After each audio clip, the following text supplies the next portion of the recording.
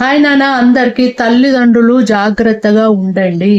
మగపిల్లలైనా ఆడపిల్లలైనా కౌమార దశకు వస్తున్నప్పుడు అంటే 14, 15, 16, 17, 18 ఈ టైంలో మాత్రము పిల్లలను మనం జాగ్రత్తగా ఒడిచి పట్టుకోవాలి.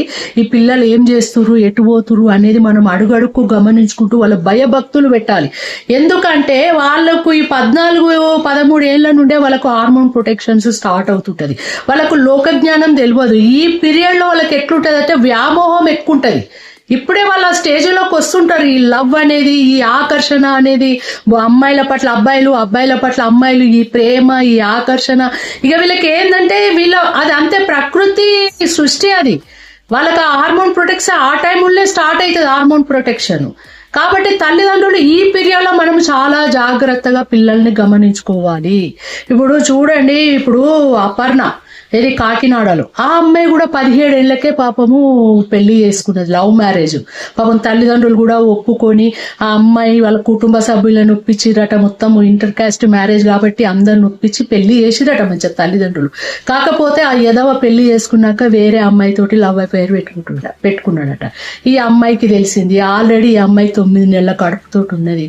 మరి ఆ అమ్మాయి మరి తల్లిదండ్రులు చెప్తున్నారు మాకు చెప్పలేదు బాధ అని చెప్పేసి అంటే, ఏమో చెప్పింది పక్క పెట్టండి. ఇప్పుడు అమ్మాయి ఆల్రెడీ వాళ్ళ ఇంట్లో పడుకొని, ఆ అమ్మాయి వాడు పీట మీద పడుకున్నాడు, నా బిడ్డ ఇట్లా వేరే అమ్మాయితోటి ఇట్లుంటుండని చెప్పింది అని చెప్పేసి అని చెప్తున్నారు. మళ్ళీ మాకేం చెప్పలేదు అటు. సరే ఏది ఎట్లా ఉండని, మీ లోపల ఏం జరిగిందో ఎవరికి తెలియదు. కానీ ముఖ్యంగా ఆ అమ్మాయి సూసైడ్ చేసుకుంది నాన్న, అపర్ణ.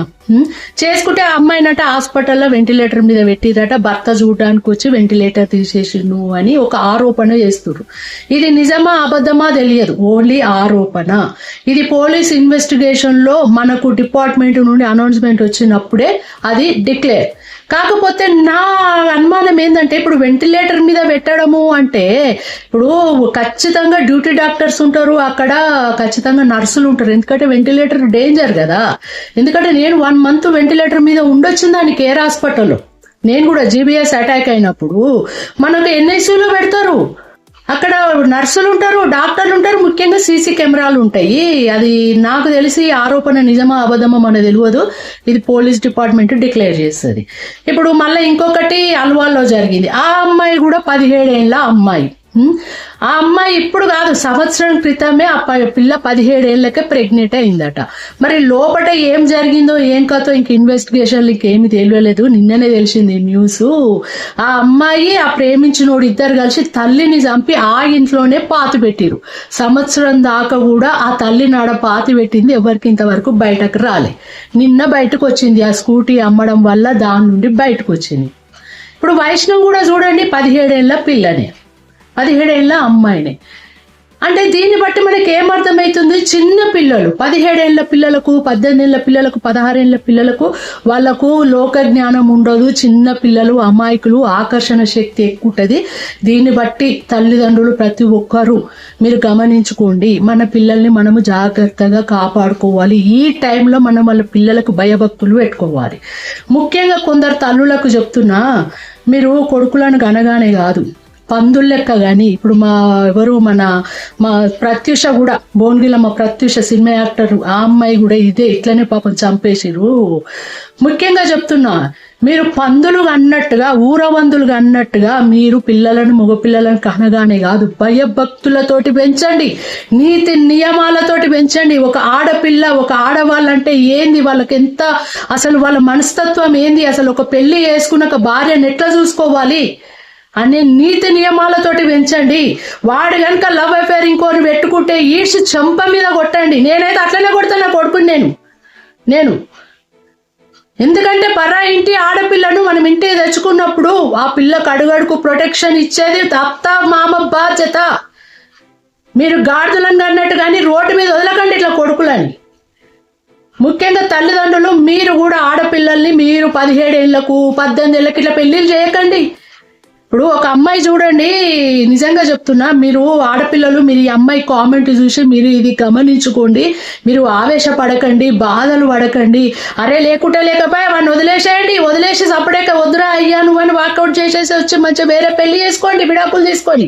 ఇప్పుడు ఒక అమ్మాయి చూడు కామెంట్ పెట్టింది, అమ్మా నేను కూడా ఇట్లనే నాకు ఇట్లా జరిగిందమ్మా, సేమ్ ఇదే కేసు, నాకు అర్థమైంది, నన్ను చంపుతారని నాకు అర్థమైంది, నేను ఇమ్మీడియట్లీ మా అమ్మోళ్ళ ఇంటికి వచ్చేసిన నేను అమ్మ అని చెప్పేసి అని. మంచి పని చేసింది ఆ అమ్మాయి. నిజంగా అమ్మాయికి చెప్పిన హ్యాట్స్ ఆఫ్ నాన్న నీకు. ఎందుకంటే ఈ ఆడపిల్లలందరూ ఇది గమనించుకోండి. మీకు గనక మీ ఇంట్లో మీ అత్తగారి ఇంట్లో నీ భర్తతోటి కానీ మీకు ఏదైనా థ్రెడ్ ఉన్నదంటే ఇమ్మీడియట్లీ అమ్మ వాళ్ళ ఇంటికి వచ్చేసేయండి. అమ్మ వాళ్ళు పట్టించుకోకుంటే పోలీస్ స్టేషన్కి వచ్చి కంప్లైంట్ ఇచ్చేయండి. మహిళా కమిషన్ దగ్గర పోయి కంప్లైంట్ ఇవ్వండి. వాళ్ళు ఏదో ఒక పరిష్కారం చేస్తారు. ముఖ్యంగా తల్లిదండ్రులు మేము పరిష్కరించినాము, మా బిడ్డలను కలిపినామని కూడా మీరు వదిలేయొద్దు. అడుగడుకు గమనించుకోవాలి, వాడు మారలేదా. కుక్కతోక ఎప్పుడు వంకరనే, ఆ బుద్ధి మారదు. ఒక్కసారి మన బిడ్డను టార్చర్ పెట్టిండంటే వాడి బుద్ధి మారదు. మీ ముందు కపట నాటకం ఆడుతున్నాడా లేదా, వీడు నిజమా అబద్ధమా, అడుగడుక్కు మన బిడ్డల్ని మనం గమనించుకోవాలి. ఏదో పెళ్లి చేసిన మన బాధ్యత అయిపోయింది కథ మనకెందుకులే అని అనుకోకండి దయచేసి. పిల్లలు ఎంతమంది కుమిలిపోతూ నాకు ఎన్ని మెసేజ్లు పెడుతున్నారు తెలుసా వీడియో కింద. అమ్మ నేను కూడా ఇట్లనే కుమిలిపోతున్నా, నేను ఇట్లనే బాధపడుతున్నా, అమ్మ నాన్న పట్టించుకోరు మాకు, మా బాధ వినరు అని. నిజంగా ఇట్లా బాధ పెట్టే దొంగ నా కొడుకులు చాలా మంది ఉన్నారు. కొందరు అరే సిగ్గులేని ఎదవల్లరా, అందరు కాదు కొందరిని అడుగుతున్నా, ఎందుకురా మీరు బయట ఇంకా ఎఫ్ఐఆర్ పెట్టుకున్నాడు. ఇప్పుడు ఇంట్లో భార్య ఉంటది, భార్య గదే కదరా, బయట ఉన్నదానికి గదే కదరా పాటు. ఎందుకు మీరు ఇంత ఇదిగా భార్యని బాధ పెట్టి, పోని మీకు అదే కావాలనుకో, మీ భార్య మీకు నచ్చలేదనుకో, నాకు వద్దు నా భార్య అనుకున్నప్పుడు వదిలేసేయండి రా ఎదవల్లారా, సంపుడు ఎందుకురా, వదిలేసేయండి. పోయి దాంతోటే కులుకు, దాన్నే పెళ్లి చేసుకో, దాంతోటే పిల్లలంగానే ఊరేగు. ఈ అమ్మాయిని ఎందుకురా చంపడము. అందరు కాదు నాన్న, కొందరికి చెప్తున్నా, ఇట్లా చేసేటోళ్ళకి చెప్తున్నా, అరే అయ్యా మీరు ఇట్లా చేసేటోళ్ళు మీరు ఇంకో ఎఫ్ఐఆర్ పెట్టుకున్నప్పుడు మీ భార్యకు తెలిసిందనుకో, మీ భార్య మీతోటి గొడవ పడితే, లేదు నాకు నా భార్య కావాలంటే దీన్ని వదిలిపెట్టు, లేదు నాకు అదే కావాలంటే నీ భార్యను వదిలిపెట్టు, అంతేగాని దీనితోటి సుఖపడడానికి నీ భార్యను చంపకురా నా కొడుక.